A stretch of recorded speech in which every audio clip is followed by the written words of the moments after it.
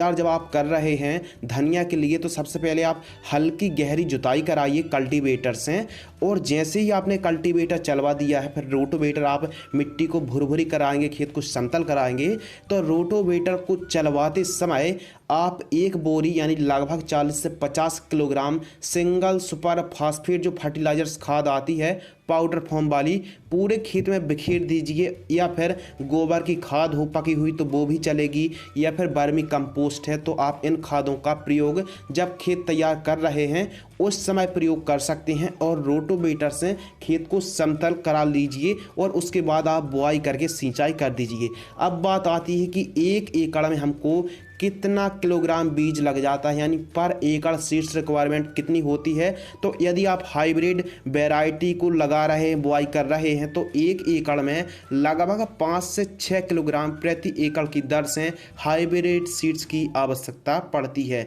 यदि आप गर्मियों पर कर रहे हैं, बरसात पर कर रहे हैं, ठंडी पर कर रहे हैं तो प्रति एकड़ की जो क्वांटिटी है, मात्रा है, थोड़ा सा कम या फिर ज़्यादा भी हो सकती है, लेकिन एक्यूरेट 5 से 6 किलोग्राम पर्याप्त होती है 1 एकड़ के लिए।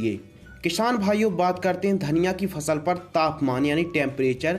तो जो धनिया की फसल है हाई टेम्परेचर यानी जब 40-45 बहुत ज़्यादा हो जाता है तो उस समय धनिया को प्रोडक्शन निकाल पाना, ले पाना काफ़ी मुश्किल होता है। तो धनिया की फसल के लिए 10 डिग्री सेल्सियस से 35 डिग्री सेल्सियस का जो टेम्परेचर होता है, तापमान होता है, ये काफ़ी बढ़िया होता है, काफ़ी अच्छा होता है। किसान भाइयों, धनिया की एक ऐसी फसल है जो आप 12 महीने कर सकते हैं। तो बात करते हैं मिट्टी यानी सॉइल। तो धनिया की फसल उपयुक्त जीवाश्म पदार्थ वाली मिट्टी पर जिसका मृदा का पीएच 5.5 से 7.5 के आसपास हो, काली मिट्टी पर, पीली मिट्टी पर, काली दोमट वाली मिट्टी पर आप धनिया की खेती कर सकते हैं।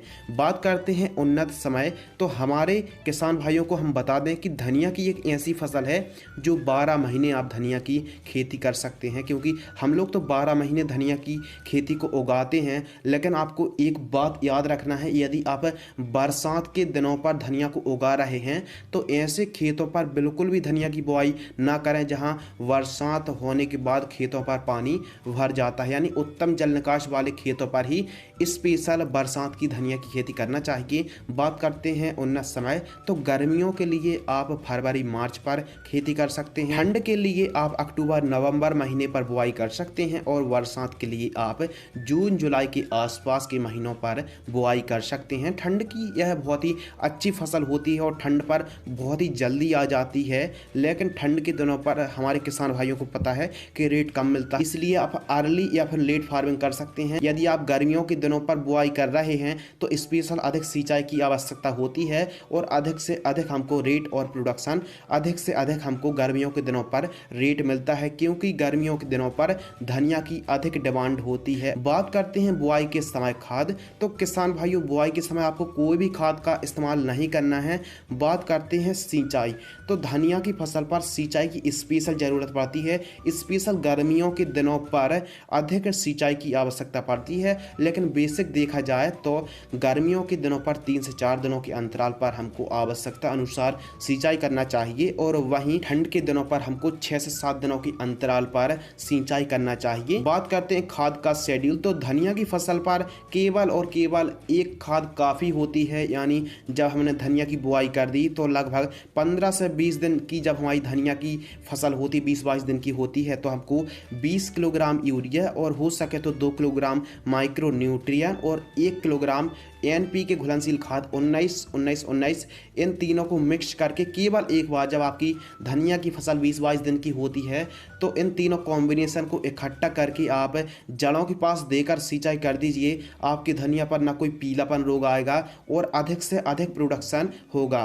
किसान भाइयों, बात करते हैं उन्नत किस्मों के बारे में। तो हम हमेशा से एक ही वैरायटी लगाते आ रहे हैं जिसका प्रोडक्शन उपज उत्पादन काफ़ी अच्छा है। RK हाइब्रिड कोरिएंडर सीड्स एक काफ़ी अच्छी वैरायटी है, और आपके एरिया में जो बढ़िया वैरायटी हो आप उसका चयन कर सकते हैं, या फिर देशी वैरायटी को भी आप लगा सकते हैं। किसान भाइयों, आप हरी देशी धनिया को भी उगा सकते हैं, क्योंकि देशी हरी धनिया का प्राइस ज़्यादा हमको प्राप्त होता है। लेकिन एक परेशानी होती है कि यदि हम समय पर उसको उखाड़ नहीं पाते हैं तो फूल बहुत ही जल्दी आ जाता है। लेकिन जो हाइब्रिड वैरायटी होती है, सीड्स होता कोरिएंडर का, इसमें काफ़ी लंबे समय बाद एक तो फूल आने के चांस बहुत ही कम होते हैं, जिसमें लगभग 120-130 दिन के बाद ही फूल आता है। तो धनिया की फसल पर आप हाइब्रिड वैरायटी का भी चयन कर सकते हैं, देसी वैरायटी का भी आप चयन कर सकते हैं। किसान भाइयों, बात करते हैं धनिया की फसल पर कुछ रोग आते हैं, जैसे रस चूसक कीट, एफिड का प्रकोप देखने के लिए मिलता है तनों के पास, और स्पेशल लीफ स्पॉट और कई प्रकार की फंगस भी आ जाते हैं। देखिए, आते तो नहीं हैं, लेकिन यदि आप धनिया की खेती कर रहे हैं और फंगस आ जाती हैं तो ऐसी कंडीशन में आपको क्या स्प्रे करना चाहिए, कृपया ध्यान से सुनिए। हम जानकारी के लिए आपको बता दें कि यदि रोग और फंगस आते हैं तो ही आप स्प्रे करें, वरना धनिया की एक ऐसी फसल है जिसमें बिल्कुल भी ना के बराबर लागत लगती है।